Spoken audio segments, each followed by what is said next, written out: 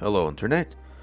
Today we have everyone's favorite brand that will no longer exist in this universe. The EVGA 3090 FTV3 that was denied in RMA. Customer stated low clock frequency, so let's plug it in and run the memory test just in case. Never know what you may find.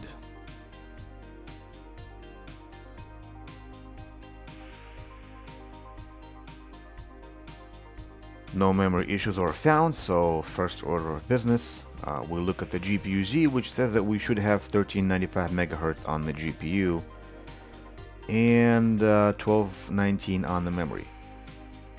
Let's fire up the firmware and see if it will rise to that level. 1935 MHz on the core, which is even higher than the boost, so it looks really good. I tried running some benchmarks such as the Valley and it seems to run just fine, no problem. But I'm not getting full performance here because my test bench is very cheap and it's a major bottleneck. The interesting thing I noticed is right where it says bus interface, it says that the card is currently running at PCI Express 2X instead of 16X. This is typically caused by a broken capacitors on the PCI Express data line, so let's check that first. And what do you know, we have two ripped caps from data lines and also one cap here. Looking at the board view, it says that we need 10 microfarad capacitor here, and the small ones are 0.22 microfarads, so let's put them on.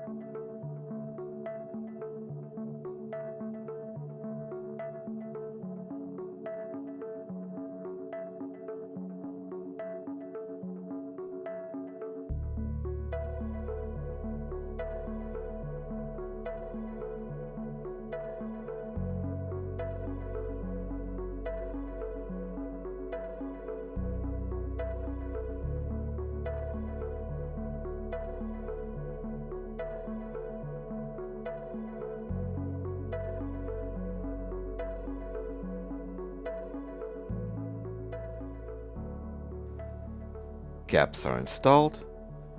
Let's check the voltage drop. Everything looks good, so we can now apply solder mask so it'll all be protected from corrosion.